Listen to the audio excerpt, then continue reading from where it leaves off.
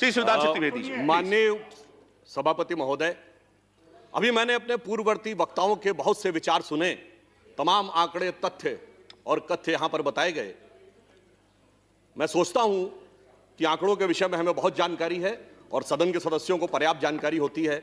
मैं इस आय व्यय के अभिलेख यानी बजट के कुछ मंतव्य और सरकार का इसमें क्या गंतव्य है, इसे मैं द्रष्टव्य करने का प्रयास करता हूं।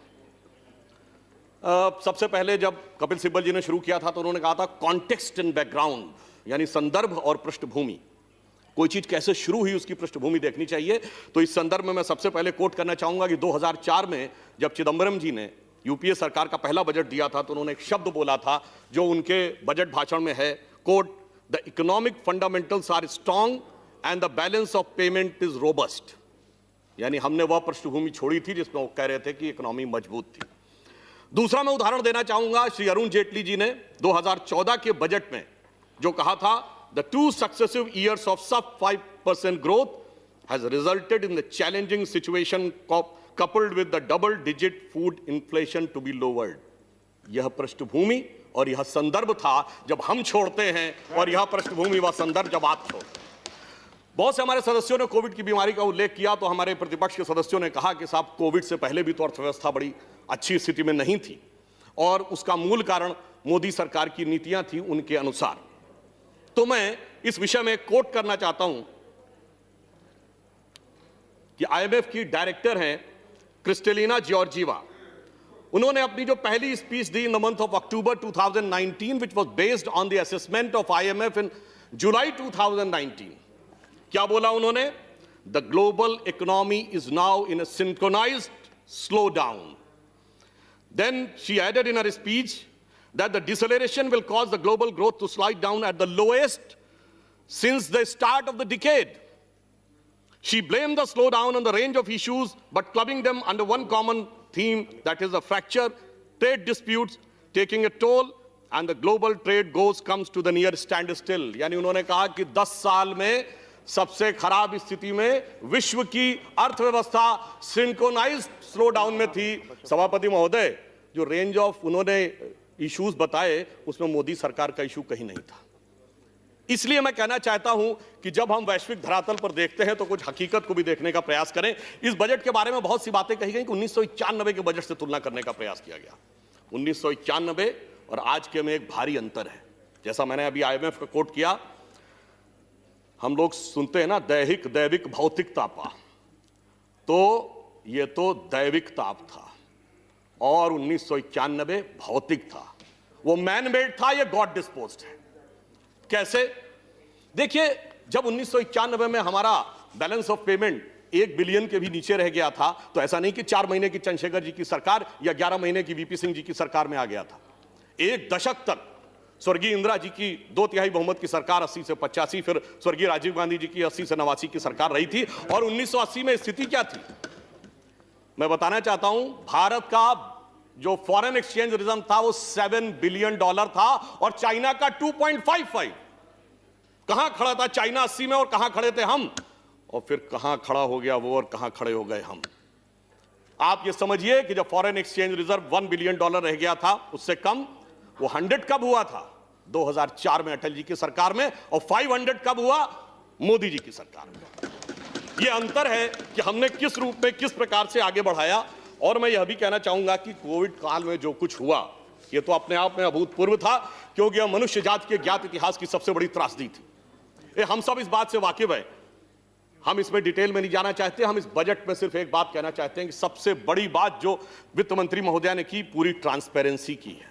इसीलिए 9.5% का फिस्कल डेफिसिट दिखाई पड़ रहा है। हमने वो कार्य नहीं करने का प्रयास किया कि पूर्ववर्ती समय में 1,40,000 करोड़ के ऑयल बॉन्ड से जो भारत सरकार को पे करने थे, परंतु वह ऑयल कंपनीज के खाते में दिखाए गए और उस कारण से फिस्कल डेफिसिट कम रहा। मगर एक हिम्मत दिखाई है, मैं कहना चाहूंगा, निर्मला जी ने यथा नाम तथा गुणा के अनुसार निर्मलता के साथ पारदर्शी बजट दिया।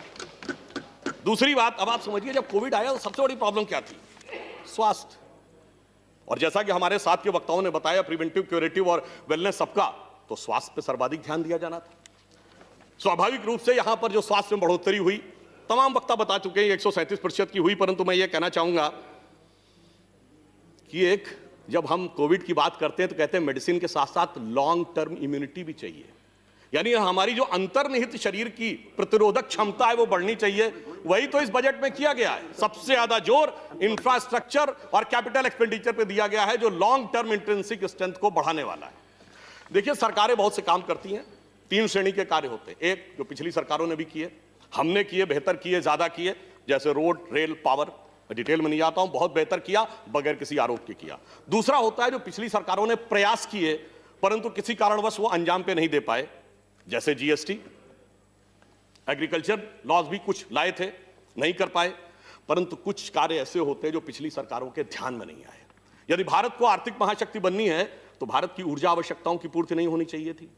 यदि ऊर्जा आवश्यकताओं की पूर्ति होनी थी तो शायद यह नहीं सोचा होगा किसी ने कि सोलर एनर्जी तो सोची होगी, परंतु सोलर अलायंस बनेगा और उसका नेता भारत बनेगा, यह किसी ने नहीं सोचा था। यह हमारी सरकार ने करके दिखाया और इस बजट में 1000 करोड़ रुपए का प्रावधान दिया है। और इस बजट में एक और चीज की है, हाइड्रोजन एनर्जी का एक कमीशन बनाने की शुरुआत की है, यानी क्लीन एनर्जी की दृष्टि से भारत नए सिरे से कैसे आगे बढ़ेगा, वो एक ऐसी चीज है जो कि उन्होंने इसमें करके दिखाया है।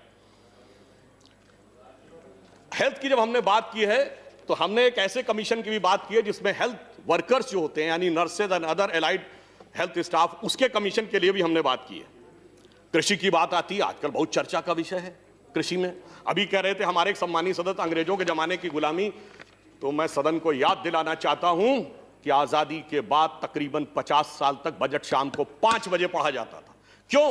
क्योंकि इंग्लैंड में 11 बज रहे होते थे उस समय।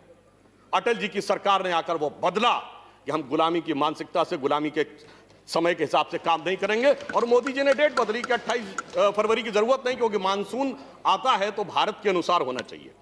कृषि में हमने 30,000 करोड़ से 40,000 करोड़ बढ़ाया, 16.5 लाख, ये बहुत सारे लोग बोल चुके हैं। चिदंबरम जी ने बोला था माउंटेन्स ऑफ ग्रेन, अनाज के पहाड़ लगे हैं। याद करिए, जब शरद पवार जी कृषि मंत्री थे तो एक बार सर्वोच्च न्यायालय ने कहा था कि अगर सरकार के पास स्टोर करने को नहीं रह गया है तो कृपया अनाज सड़ रहा है, गरीबों मुफ्त बांट दीजिए। मगर सभापति महोदय, इस समय भी एसेंशियल कमोडिटीज एक्ट था और यह कह रहे रहना चाहिए। यानी एक तरफ कहते हैं हरित क्रांति लाकर हमने अब सारी चीजों से मुक्ति पा दी, उसके बावजूद इतना हमारे पास है कि माउंटेन्स ऑफ ग्रेन है, फिर भी होना चाहिए। कोई बात नहीं। अब एक पक्ष की तरफ मैं कृषि में ध्यान दिलाना चाहता हूं। WTO 2013 तक WTO ने जिस प्रकार का शिकंजा हमारे ऊपर कसना शुरू किया था और उसका ये दबाव था कि 2017 तक बहुत सी चीजें मान लें, तो शायद हम कृषि में वो आज सब्सिडी देने की स्थिति में नहीं होते। इस संदर्भ में मैं वर्तमान वित्त मंत्री और तत्कालीन trade and commerce minister Nirmala ji का एक बयान जो इसी सदन में दिया गया उसको कोट करना चाहूंगा। जब विपक्ष के श्री केसी त्यागी जी ने पूछा था तो कोट कर रहा हूं, passionately answered Shri K.C. Tyagi that we don't allow our farmer prices or agriculture production to determine by somebody else outside. सिर्फ एक बात आपने कहा है तो मैं इसको समअप करता हूं। अरे भाई, हम तो WTO में जाकर वहां तक लड़े, आप तो रास्ते में जो दिल्ली की सीमा पर बैरियर खड़े थे उसको तोड़ने वालों के साथ खड़े थे। हम तो WTO का बैरियर तोड़कर किसान के साथ, सारे जहान के साथ लड़ने के लिए खड़े। और मैं ये भी कहना चाहूंगा एक बात और, उन्होंने कहा तो सब रिच के लिए है, बहुत कहा जा रहा है रिच के लिए है। सबसे ज्यादा एक्साइज ड्यूटी किस पे बढ़ाई गई है? प्रीशियस स्टोन्स पे 7.5% से 15%। 2.5% एग्रीकल्चर से अलग से लगा है, किसके लिए? किसान के लिए। और 2.5% एग्रीकल्चर से किसके लिए? सोने और चांदी के लिए। यानी मणिमाणिक को महंगा किया है और अनाज को सहज किया है। एक पंक्ति कहूंगा, हम प्रेरणा कहां से लेते हैं? मणिमाणिक महंगे किए, सहजे तृण जल नाज, तुलसी सोई जानिए राम गरीब नवाज। और अंत में एक बात, एक वाक्य कह दूं, इसमें सबके लिए है।